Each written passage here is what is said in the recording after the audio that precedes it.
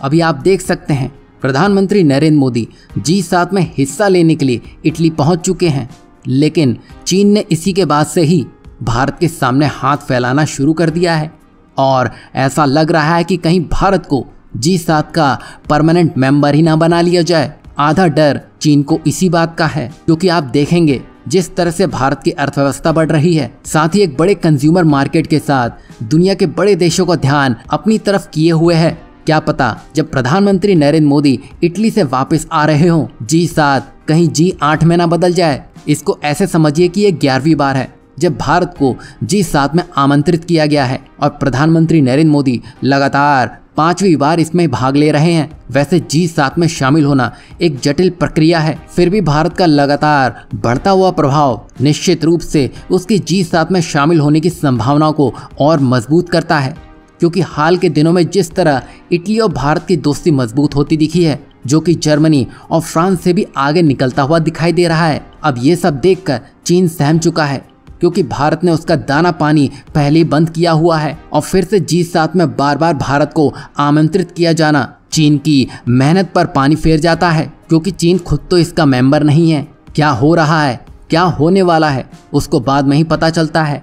अब भारत से और बात ना बिगड़े तो चीन अब ये चाहता है कि भारत अपने कड़े नियमों में थोड़ी ढील दे, ताकि चीनी कंपनियां भारत में निवेश कर सकें और व्यापार कर सकें। लेकिन यहाँ भारत भी मानो कोई राजा हो, चीन की विनती को ही ठुकराने में लगा है। भारत का कहना है कि जब तक चीन सीमा पर शांति नहीं बनाएगा और तनाव कम नहीं करेगा, तब तक भारत चीन को कोई भी राहत नहीं देगा। और ये सही बात भी है, क्योंकि चीन एक ऐसा रास्ता है जो दूर से देखने में सबको अच्छा लगता है, लेकिन उस पर जब चलने की बारी आती है तब पैर तक कांपने लग जाते हैं। और आपको क्या लगता है, चीन भी ये जानता है, फिर भी वो बार बार वही करता नजर आता है। ये सब 2020 में गलवान घाटी के बाद से ही शुरू हुआ है, जिसको भारत ने बहुत ही गंभीरता से लिया है, वरना चीन हर बार और बार बार यही करता नजर आएगा। चीन भारत को अपना एक बड़ा बाजार मानता है और चाहता है कि भारत में उसकी कंपनियों को ज़्यादा से ज़्यादा मौका मिले। और यहाँ पर चीन भारत में अपना प्रभाव बढ़ाना चाहता है और भारत को अपनी अर्थव्यवस्था से जोड़ना चाहता है। लेकिन यहाँ भारत का सख्त रुख देख के चीन की चुनौतियाँ बढ़ रही हैं। चीन को भारत को मनाने और सीमा पर शांति बहाल करने के लिए नए तरीके खोजने होंगे। यह भारत के लिए एक महत्वपूर्ण अवसर भी है। फिर उसके बाद भारत अपनी शर्तों पर चीन के साथ बातचीत कर सकता है और अपने हितों की रक्षा कर सकता है। लेकिन एक बात तो पक्की है, भारत अब चीन के सामने झुकने वाला नहीं है।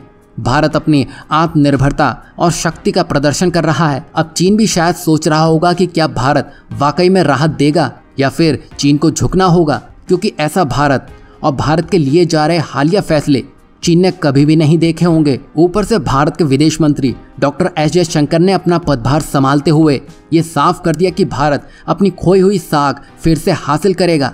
साथ ही जो यूएनएससी में जो देश अड़चन बनते हुए दिखाई दे रहे हैं, उनके लिए भी रास्ता निकाला जाएगा।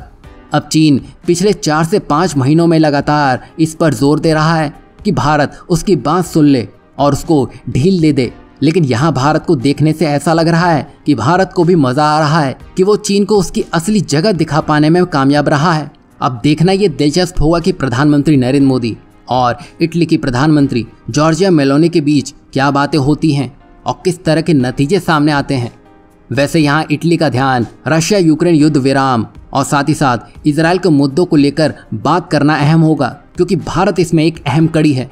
यही वजह है कि इटली ही नहीं बल्कि दुनिया के बड़े देशों का ध्यान भारत पर है और चीन ये सब कुछ दूर से देख रहा है।